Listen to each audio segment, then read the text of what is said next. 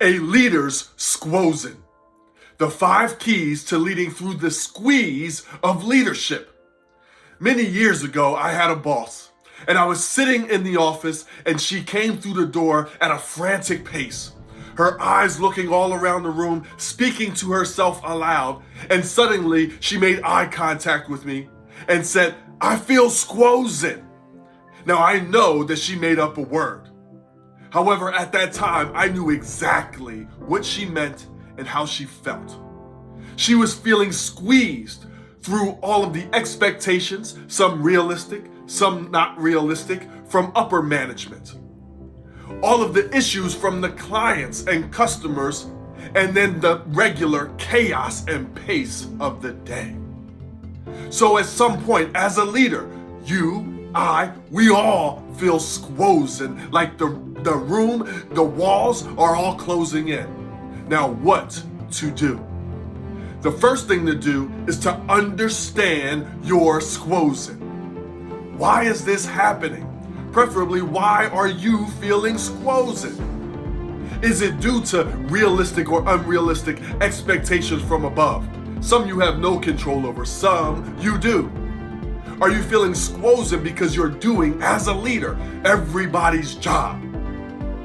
Sometimes we set a culture as a leader that it's okay to come and drop off every problem at your office or on your desk.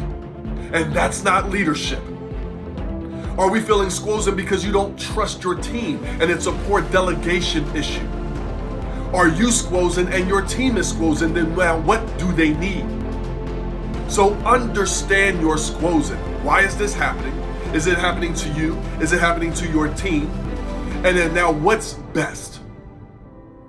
Number 2, the second key is to request one-on-one meetings with your higher ups. If you've been following my videos, my books, my content, you know I'm big on one-on-one meetings. And I normally talk about leaders having one-on-one meetings with their people because it is the number 1 canceled and rescheduled meeting across all organizations. And I talk about the format on how to have it. For today, I'm talking about you as a leader requesting a one-on-one meeting with your higher ups. And this is what that meeting would sound like. Hey, I want to be great here. I want to make sure that I'm giving all that I can to the team, the organization, and for our customers and clients. I would love to be able to meet with you once a month to see and make sure that we're on the same page. Is that okay?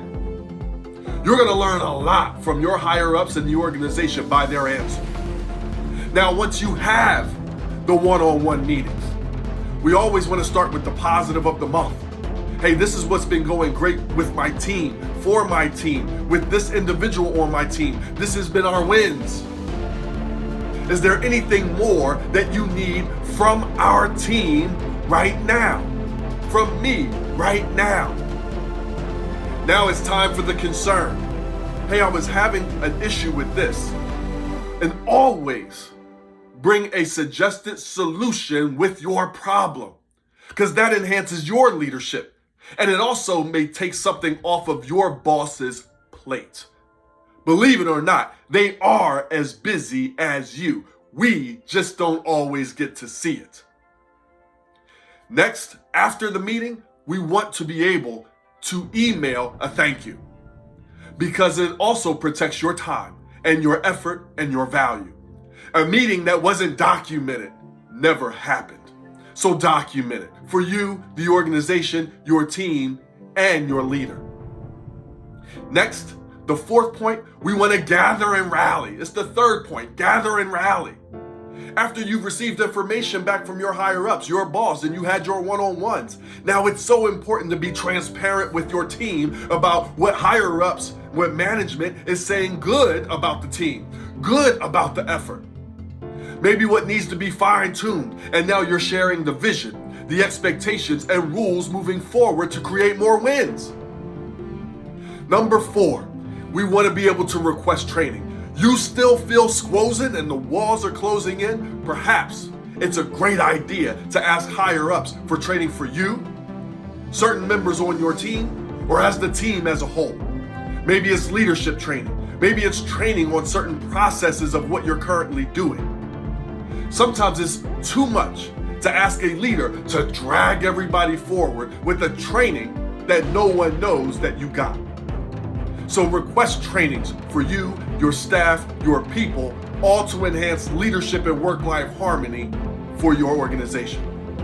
Lastly, the fifth key is networking and self-care. See, when we feel Squozen, we can become lonely in all of the drama and the negativity and the chaos of the day. And then we bring that home as leaders. And then it's this whirlwind of negativity, day after day, month after month, potentially decade after decade. So network appropriately with your peers at work, outside of work, and perhaps on social media. You are not the only one in your position.